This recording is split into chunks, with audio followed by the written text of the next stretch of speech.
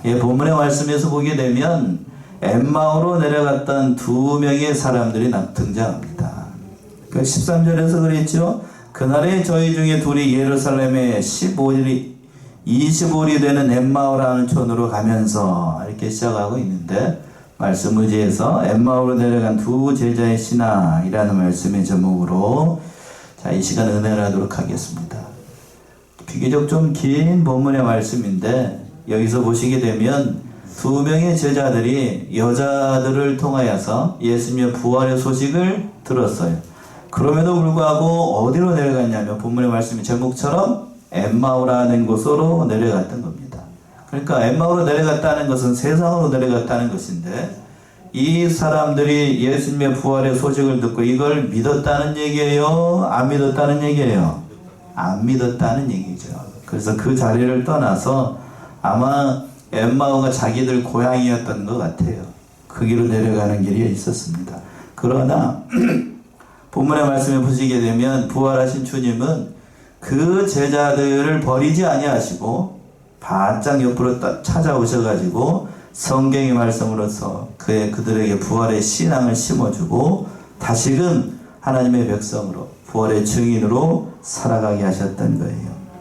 첫 번째 보시게 되면 13절에서 24절에 있는 것처럼 엠마오로 이 두 명의 제자들이 왜 내려가고 있었는가?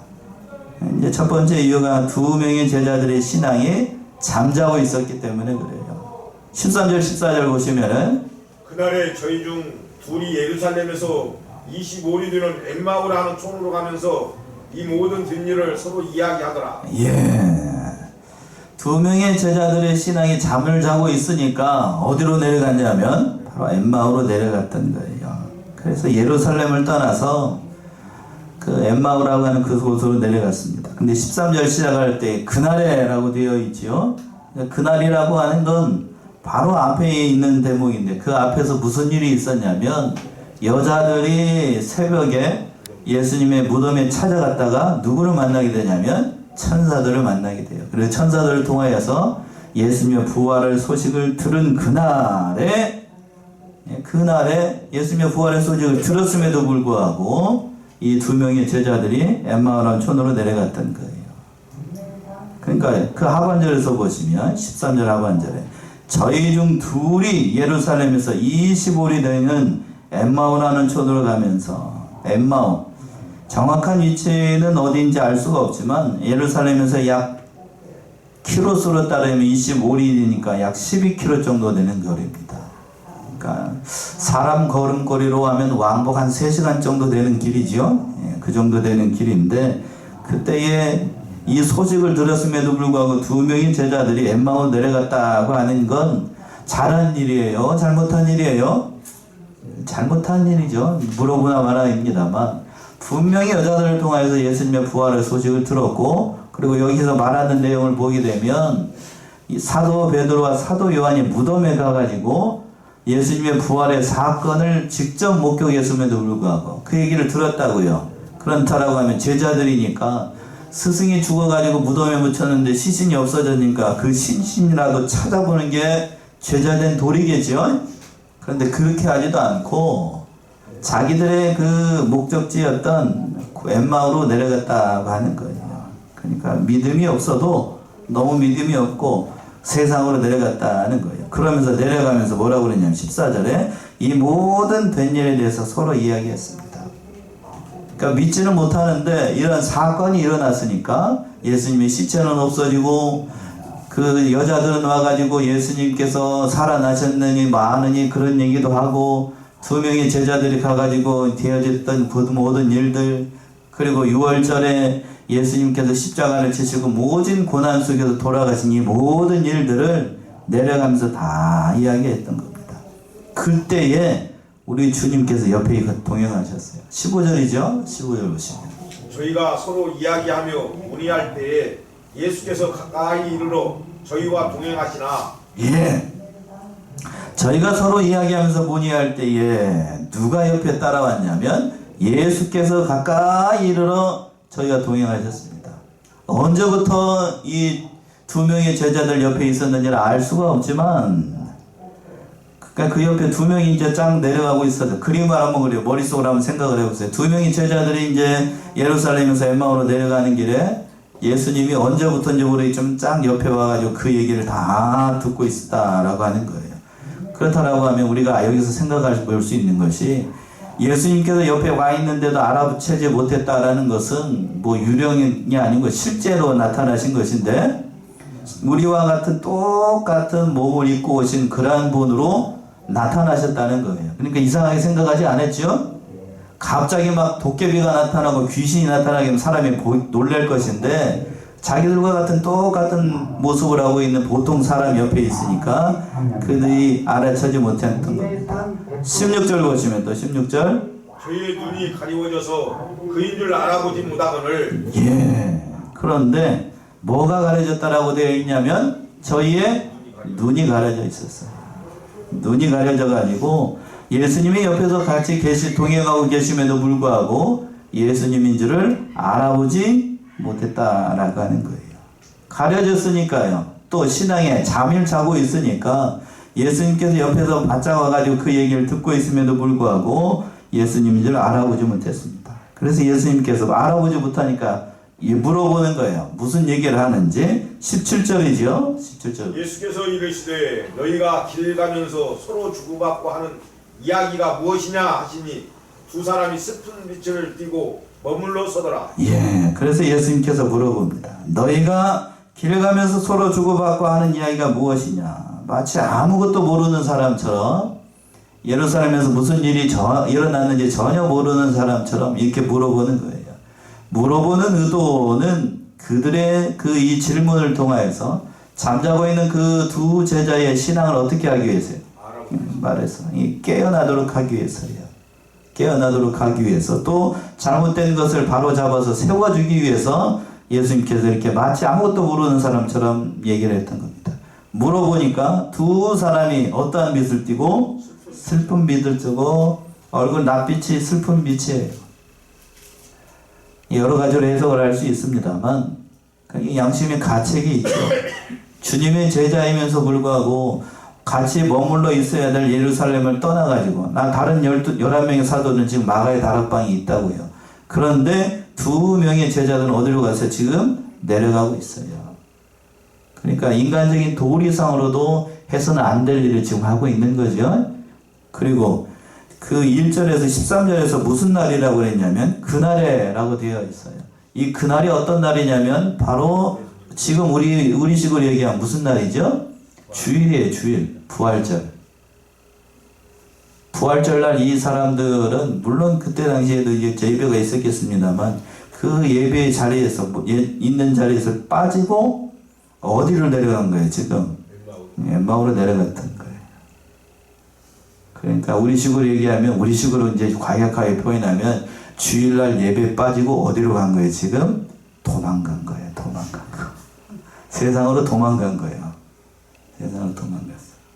그러니까 얼굴빛이 어떻게 되는 거예요? 지금 낯빛이 슬프죠. 슬퍼. 예배도 빠지지 부활하신 주님도 믿을 수가 없는 거지. 그러니까 도저히 옆에서 다른 사람들 여자들이 사도 베드로 사도 요한이 예수님이 부활했다는 그 얘기는 다 하고 있지. 그러나 자기들이 이성적인 판단으로 믿을 수가 없는 거예요. 그러니까 내려가 버리고 그러면서 그 모든 것이 다 끝났다고 생각을 하고 예수님이 죽었으니까 모든 것이 다 끝났다라고 생각하고 낙담하면서 우리는 뭐하러 가겠다. 사도 베드로가 그랬던 것처럼 나는 사도 베드로는 낙담해가지고 갈릴리로 가가지고 뭘 잡으러 갔다고 그랬어요. 고기 잡으러 갔다는 것처럼 이 두 명의 제자들은 지금 엠마오로 가가지고 뭐 할 일을 알 수가 없지만 그러니까 내려갔던 거예요. 그리고 내려갔던 두 사람 중에 한 사람 이름이 등장합니다. 18절이죠. 그 한 사람인 글로바라 하는 자가 대답하여 가로되 당신이 예루살렘에 우거하면서 그일 거기서 된 일을 홀로 알지 못하느뇨. 예, 그 한 사람인 누구요? 글로바라 하는 자가 여기서 엠마오로 내려갔던 두 제자들 중에 한 사람 이름이 등장을 하는 겁니다. 그러니까 글로바, 이 글로바라고 하는 이름이 등장하는 것을 보니까 이 글로바라는 이름만 되면 이 누가복음을 읽는 사람들은 그 사람이 누구인지를 다 아는 거예요. 우리는 모르지만 그 사람들은 다 아는 겁니다. 그래서 신학자들 얘기로는 요한복음 19장 25절에서 나오는 그 마리아의 남편이 바로 이 글로바라고 얘기를 합니다. 한번 찾아보세요. 19장 25절, 요한복음 19장 25절, 예수님의 십자가까지 따라갔던 여자 가운데 한 사람이에요. 19장 25절. 예수의 십자가 곁에 그 어머니와 이모가 글로바와 아내 마리아와 막달라 마리아가 섰는지라. 예, 글로바의 아내 마리아라고 되어 있죠. 그러니까 글로바, 이 사람이 바로 그 사람이라고 생각을 하는 겁니다. 그리고 다른 복음에 보게 되면 작은 야고보, 요셉의 아버지가 바로 이 글로바예요. 글로바. 그러니까 아내도 그렇고 이 글로바도 그렇고 예수님으로부터 많은 사랑을 받았던 사람이고, 제자 가운데 물론 비록 12 사도 가운데는 들지 못했지만 굉장히 막강한 그런 영향력을 가졌던 그런 사람 가운데 한 사람인 건 자명하는 겁니다. 그렇다라고 하면 나머지 한 사람이 궁금하죠? 여러분 안 궁금하시나요? 2명이라 했으니까 한 사람 이름은 글로바고 다른 한 사람은 누구일까? 여러 가지로 얘기를 해요. 글로바다, 또는 그의 아들이다, 또는 뭐 다른 나다네엘이다, 뭐 다른 사람은 도마다 하고 주장하는 사람도 있는데, 도마가 예수님이 부활할 때에 없었잖아요. 그 자리에. 이때 같이 내려간 사람 가운데 한 사람이다, 뭐 여러 가지로 얘기를 합니다만, 가장 설득력이 있는 건 이 누가복음 누가 기록을 했죠? 누가가 기록을 했어요. 누가. 그러니까 누가가 아닐까라고 얘기를 하는 사람들이 많아요. 어쨌든지 간에 누군지 알 수 없지만 이 두 사람이 그 지금까지 예루살렘에서 있었던 모든 일들을 너희는 당신은 듣지 못하느냐, 예루살렘에 살면서 혼자서 그 모든 된 일을 알지 못하느냐라고 얘기를 했던 거예요. 그 18절 하반절에서 그랬죠. 당신이 예루살렘에서 우거하면서 그일에 거기서 된 일을 홀로 알지 못하느냐. 그러니까 이게 가만히 서가지고 길을 내려가다가 딱 머물러 서가지고 그 얘기하는 물어보는 사람을 이렇게 얼굴을 봤겠지요? 그랬겠지요? 얼굴을 봤으면서도 그 말하는 사람이 누구인지를 못 알아보고 있어요, 지금? 예수님인지를 못 알아봐. 아무리 눈이 가려졌다라고 해도, 아무리 부활하신 예수님의 모습이 영광스러운 모습이라고 해도, 못 알아보면 자기를 가르쳤던 스승을 못 알아본다라고 하는 건 뭐가 잘못돼도 한참 잘못된 거예요. 그렇겠죠? 죽은 지 며칠이나 지났어요. 3일 지났어요. 3일. 아무리 모습이 바뀌었어도 알아봐야죠. 알아봐야 되는데 못 알아봐. 못 알아봐. 그만큼 이 세상, 이 두 사람이 신앙이 잠을 자고 있었고 두려웠던 거예요. 빨리 어디로 내려가고 싶은 거예요. 지금 그 자리를 피해서 엠마오로 가고 싶은 거예요. 마음이 거기가 있어요. 부활하신 예수님이나 제자들 안위를 생각하는 게 아니고 자기들 먼저 생각을 했던 거예요. 그러니까 앞에 누가 있는지 알아보지를 못해요. 예수님이 계신지 하나님이 앞에 아마 하나님이 계셔도 못 알아볼 겁니다. 그때는. 19절 보시면 19절. 가라사대 무슨 일이뇨? 가로되 나사렛 예수 일이니 그는 하나님과 모든 백성 앞에서 말과 일에 능하신 선지자의 연을. 예. 그래서 글로바가 얘기를 하는 거예요. 두 사람 중에 어떤 사람이 얘기했는지 모르겠는데, 가라사대 무슨 일이뇨? 이렇게 예수님께서 먼저 물어보는 거예요. 무슨 일이냐? 마치 아무 일도 모르는 사람처럼 예수님께서 질문을 던지시는 겁니다. 그래서 그들의 대답을 들어서 그들이 잘못되어 있는 생각을 바로잡기 위해서 예수님께서 아무것도 모르는 사람처럼 이렇게 물어보셨던 거예요. 그러니까 그들이 고백하기를 뭐라고 고백을 하냐면, 가로되 누구의 일이니? 나사렛 예수의 일이니 그는 하나님과 모든 백성 앞에서 말과 일에 능하신 누구라고 얘기하고 있어요? 선지자예요. 이렇게 고백을 하고 있습니다. 자, 우리 19절 우리 합독해 보세요. 19절 제가 합독하라는 이유가 있겠죠? 19절 시작. 가라사대 무슨 일이뇨? 가로되 나사렛 예수의 일이니 그는 하나님과 모든 백성 앞에서 말과 일에 능하신 선지자이니. 자, 나사렛 예수의 일이다. 나사렛 예수 뭐 그렇게 부를 수 있습니다. 나사렛 예수님. 예수님께서 나사렛 예수로 불리셨으니까. 그런데 그 예수님에 대해서 그들이 고백을 하기를 그는 하나님과 모든 백성 앞에서 말과 일에 능하신 선지자다라고 고백을 하고 있어요. 이들이 지금 나사렛 예수 그리스도에 대해서 고백하는 신앙 고백을 담고 있는 거예요. 자, 지난 새벽 시간에도 며칠 전에 이 말씀을 했는데, 이 능하신 선지자라는 고백은 어떤 의미에서 보게 되면 잘한 것처럼 보입니다. 능하신 선지자라는 게 능력이 있는 선지자라는 의미이니까요. 그러나 이 고백은 가이사야 빌립보에서 예수님께서 사람들이 나를 누구라냐고 고백을 했을 때에 뭐라고 얘기를 하죠? 예레미야다, 이사야다, 뭐 이런 사람이 얘기를 하는데, 그때 우리의 행동파 대장 사도 베드로가 뭐라고 고백을 합니까? 주는 그리스도시요 살아계신 하나님의 아들입니다. 200점짜리 신앙 고백을 하는데, 여기서는 뭐라고 얘기를 한다고요? 하나님 외과 모든 백성 앞에서 말과 일에 등하신 선지자다. 예수님을 단지 능력이 많은 선지자로만 생각을 한 거예요. 예수님이 그리스도다, 살아계신 하나님의 아들이라는 고백이 있습니까? 없습니까? 없어요. 그러니까 그들은, 이 제자들은 눈이 감겨져가지고 신앙이 잠이 있어서 그냥 선지자로만 안 거예요. 능력이 있는 선지자. 그리스도라는 고백도 없고 하나님의 아들이라는 고백도 없어요. 예수님에 대해서 제대로 깨닫지 못하고 있었다는 거지요. 그러면서 뭐라고 얘기합니까? 20절에서도 또 우리 대제사장들과 관원들이 사형 판결에 넘겨주어 십자가에 못 박았느니라. 예, 바로 누가 그 능력이 많은 선지자를 죽였는지를 얘기를 하는 것인데, 그 대제사장들, 우리 대제사장들과 관원들, 우리들이 죽였다는 얘기예요. 이 말인즉슨. 그리고 뭐라고 얘기를 합니까? 21절도 보시면, 우리는 이 사람이 이스라엘을 구속할 자라고 바랐노라. 이뿐 아니라 이 일이 된 지가 사흘째요. 예, 우리는 이 사람이 이스라엘을 구속할 자라고 바랐는다. 여기서 구속할 자라는 얘기는 영적인 의미로 우리를 죄악에서 구원할 구속주라고 고백을 하고 있는 게 아니에요.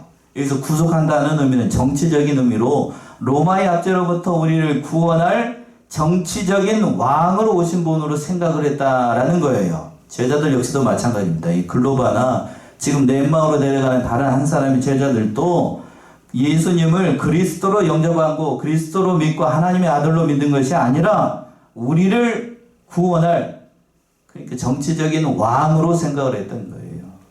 그런데 이 모든 압제로부터 구원할 그러한 구원주가 지금 죽어가지고 며칠이 됐다고요? 사흘이 됐다. 사흘이 됐다. 그래서 이 말씀 속에는 그런 의미가 담겨 있어요. 죽은 지 사흘이 됐으니까 이제 나에게는 뭐가 없다는 얘기예요. 소망이 없으니까 어디로 내려간다? 엠마오로 내려간다. 끝났다는 거예요. 내가 바랬던 모든 것이 예수님의 죽음의 사건으로, 십자가의 사건으로 다 끝났으니까 다른 제자들이 뭐 부활했느냐 뭐더니 그건 믿을 수가 없는 일이고 다 내려갔다는 거예요. 그래 어떤 사람들이 있었냐면 22절이죠. 22절. 또한 우리 중에 어떤 여자들이 우리로 놀라게 하였으니 이는 저희가 새벽에 무덤에 갔다가 23절까지요. 그의 시체는 보지 못하고 와서 그가 살으셨다 하는 천사들의 나타남을 보았다 함이라. 예. 그런데 그 앞에 바로 앞단이 있는 거예요. 여자들이 가가지고 새벽에 빈 무덤을 보고 천사들을 통해서 예수님이 살아났다는 얘기를 들었는데 도대체 상상할 수 없는 일을 가지고 우리들을 놀라겠다는 거예요. 그러니까 여자들의 말을 지금 이 두 사람 믿었다고요? 안 믿었다고요? 안 믿었어요. 믿지 못했던 거예요. 그리고 또 그 얘기를 듣고 24절 보시면 또 우리와 함께 한 자 중에 두 사람이 무덤에 가 과연 여자들의 말한 바와 같음을 보았으나 예수는 보지 못하였느니라 하거늘. 예, 여자들의 말을 듣고 두 사람이 갔습니다. 요한복음에 따르게 되면 두 사람이라고 되어 있는데 두 사람 누군가 하면 사도 베드로와 또 한 사람 누구요? 사도 요한이 갔습니다. 가서 확인을 했어요. 진짜로 예수님의 그 묻어놨던 그 무덤에 뭐가 없고 예수님의 시체가 없고 빈 무덤이었다는 사실을 알았습니다. 그렇다라고 하면 예수님이 어떻게 했다는 얘기예요. 부활했다는 것은 분명한 증거인데 그때 당시 사도들이나 지금 여기에 있는 이 사람들은 다 예수님의 부활을 믿지 못했다는 얘기입니다. 그 얘기를 듣고 예수님께서 가만히 있으면 안 되죠. 두 번째 25절에서 31절까지 주님께서 제자들을 책망을 하시고 성경을 통해서 자세히 풀어주셨습니다. 25절 보시면 25절 가라사대 미련하고 선지자들의 말한 모든 것을 마음에 더디 믿는 자들이여. 자 25절 합독합시다. 25절 시작. 가라사대 미련하고 선지자들의 말한 것을 마음에 더디 믿는 자들이요. 누구의 책망이죠? 예수님의 책망입니다. 이 믿음 없는 소리를 두 명의 제자들의 얘기를 다 듣고 계시다가 예수님께서 미련하고 선지자들의 말한 모든 것을 마음에 더디 믿는 자들이라고 책망을 하셨어요. 그러니까 실망과 낙심에 빠져가지고 다 끝났다 라고 생각하는 그 제자들의 신앙을 보고, 그 불신앙을 보고 예수님께서 엄히 책망을 하셨던 겁니다. 뭐라고요? 미련하고 선지자들의 말하는 것을 마음에 어떻게 믿어요? 더디 믿어요. 성경에서 보시게 되면 예수님께서 제자들이 뭘 잘 못하고 뭐 다른 것들이 좀 부족해도 예수님은 그걸 가지고 뭐라고 하시진 않았어요. 그런데 그들의 마음 가운데 뭐가 없는 건 엄히 책망을 하셨어요? 믿음이 없는 것. 공통대예요. 공통대. 부활하신 주님께서 베드로에게 찾아가셔가지고 네가 나를 모른다고, 네가 나를 왜 배반을 했느냐, 이것 가지고 책망하시지 않았어요. 뭘 확인을 하셨냐면 그게 뭐가 있는지를, 믿음이 있는지를 생각하셨어요. 그래서 사람들에게도 그 예수님께서 찾으셨던 건 다른 게 아니에요. 뭘 잘하는 걸 찾은 게 아니고 그 신령 가운데 뭐가 있는가? 믿음이 있는가를 찾아보셨어요. 자, 마가 16장으로 가보세요. 대표적인 일이죠. 마가 16장 14절. 마가복음 16장 14절. 주의 11 제자가 음식을 먹을 때 예수께서 저희에게 나타나사 저희의 믿음 없는 것과 마음이 완악한 것을 꾸짖으시니 우리는 자기의 살아난 것을 본 자들의 말을 믿지 아니하느니라. 예. 마가 16장 14절 아주 정확히 얘기하고 있어요. 그 후에 11 제자가 음식을 먹을 때에 예수께서 저희에게 나타나사 저희의 뭐가 없는 것? 믿음 없는 것. 믿음 없는 것과 마음이 완악한 것을 꾸짖으시니 이는 자기의 살아난 것을 본 자들의 말을 어떻게 하지 않았기 때문에? 믿지 않았기 때문에. 믿음이 없는 걸 예수님은 책망을 하세요. 그러니까 그걸 엄히 책망을 해요. 본문의 말씀에서도 미련하다고 얘기를 했어요. 미련하죠. 예수님이 살아났음에도 불구하고 낙심해가지고 엠마오로 내려가는 그 제자들의 불신앙을 보니까 책망을 받을 수밖에 없는 거예요. 그리고 또 그 책망으로 끝났다라고 하면 제자들이 다시 일어나지 못해요. 그런데 우리 주님 그런 제자들이라고 해도, 믿음이 없어서 내려가는 제자들이라고 해도 따라와가지고 제자들에게 부활의 신앙을 심어주기 위해서 성경을 자세히 풀어줍니다. 이게 우리가 예수님을 믿는 이유인 것 같아요. 그 말씀 26절에 있습니다. 26절. 그리스도가 이런 고난을 받고 자기의 영광에 들어가야 할 것이 아니냐 하시고 27절 같이. 이에 모세와 및 모든 선지자의 글로 시작하여 모든 성경에 쓴 바 자기에 관한 것을 자세히 설명하시니라. 27절 하반절에서 모든 성경에 쓴 바 자기에 관한 모든 것을 어떻게 설명하셨다고요? 자세히 설명하셨어요. 오늘 말씀 중에서 가장 중요한 말씀이 저는 이 말이라고 생각해요. 어떻게 설명했다고요? 자세히 설명했어요. 거기다 우리 빨간 걸로 좀 했어요. 어떻게 설명하라고요? 자세히 설명해야 돼요. 자세히. 성경을 볼 때에는 그러니까 대충 보내야 된다, 아니면 자세히 봐야 된다? 자세히 봐야 됩니다. 자세히. 부활의 신앙이 없어가지고 앞에 지금 부활에 주님이 와 있는데도 눈이 감겨져가지고 영적인 눈이 멀어가지고 지금 예수님이 앞에 있음에도 불구하고 아이스는 못 알아보니까 그 심령에 눈을 띄워주는 건 뭐밖에 없다는 거예요. 성경 말씀밖에 없어요. 오늘날 성도들이 신앙으로 잠자고 있을 때에도 잠자고 있는 신앙을 일깨워주는 것도 역시 뭐밖에 없다고요? 저도 전라도 사투리가 나오네. 뭐밖에 없어요? 성경밖에 없어요. 성경. 그러니까 어떻게 설명해야 되는가? 자세히 설명해 주셨어요. 자세히 설명하는데 고난을 받고 또 자기 영광에 들어가야 될 것을 얘기를 했어요. 고난을 받아야 돼요. 아무리 하나님의 아들이라고 할지라도 이 세상에 오신 이상 뭘 받아야 된다고요? 고난을 받아야 돼요. 주님께서도 십자가의 고난을 받으시고 영광을 받으셨다라고 하면 저와 여러분들도 이 세상 살아갈 동안에 예수님의 길을 따라간다라고 하면 반드시 뭐가 약속되어 있다고요? 고난이 약속되어 있어요. 그런데 그때 당시 제자들도 그렇고 유대인들도 그렇고 메시아가 오시면, 그리스도가 오시면 뭐가 사라질 줄 알았냐면 고난이 없을 줄 알았어요. 예수 믿으면 오늘날 성도들도 마찬가지예요. 예수님 믿고 하나님 믿으면 뭐가 사라진다? 고난이 없어진다. 뭐만 있는 삶이다? 형통이만 있는 삶이다 라고 생각을 합니다. 그런가요? 아니요. 우리 저를 지도하셨던 목사님들 가운데 1세대 목사님들 가운데 그렇게 우리 교단은 아니고 다른 데서는 보통 그렇게 얘기했어요. 예수 믿으면 뭐 받습니다? 복 받습니다. 물론 복 받아요. 그러나 그 복이 우리가 이 세상에서 바라는데 형통의 복이나 물질의 복이나 그 모든 것에서 다 1등만 하는 그런 복이 아니라, 그런 육신적인 복이 아니라 무슨 복이죠? 영생의 복이에요. 영생의 복. 로마서에도 그 얘기를 하고 있잖아요. 오늘 새벽에도 그 얘기했었는데, 믿지 않으면 영원한 뭐가 있고 사망이 있고, 믿는 자에게는 영원한 뭐가 있고 영생이 있어요. 그런데 우리는 그 영생의 삶을 사는 걸 중요하게 여기는 게 아니라 이 땅에서 뭐 받는 걸 좋아한다고요? 복 받는 걸 좋아합니다. 그러니까 고난이 찾아오고 어려움이 닥치게 되면 뭘 등지기 쉽냐면 예수님을 떠나기 쉬워요. 하나님 떠나기 쉽습니다. 그런데 하나님도 예수님도 이 땅에서 고난을 받으셨어요. 그 고난의 종에 대해서 얘기한 모든 성경의 말씀 27절에 그랬어요. 모세와 모든 선지자의 글로 시작해서 성경에 자기에게서 쓰여진 모든 말씀들을 통하여서 바로 고난의 종에 대해서 예수님께서 말씀해 주셨던 겁니다. 아마 이사야 말씀도 하셨을 거예요. 이사야 53장의 말씀도.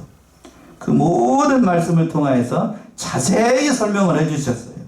그래서 어디까지 설명해 주셨어요? 28절을 보시면 저희의 가는 초원에 가까이 가매 예수는 더 가려 하는 것 같이 하시니, 예, 29절까지요. 저희가 강건하여 가로되 우리와 함께 유하사이다.